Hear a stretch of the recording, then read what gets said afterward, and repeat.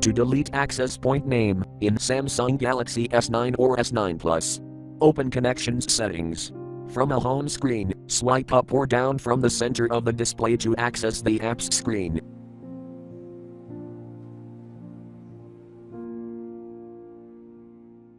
Tap Settings.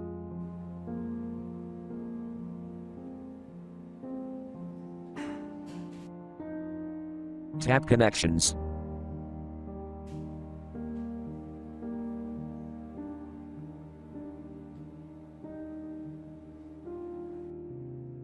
Tap Mobile Networks.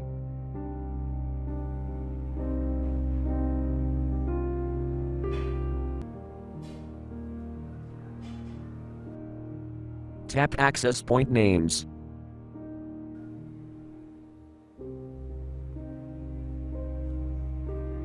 Select a PN you want to delete.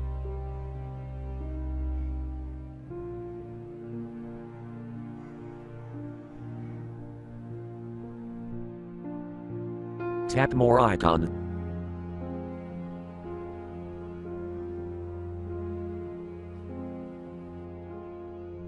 Tap Delete a PN.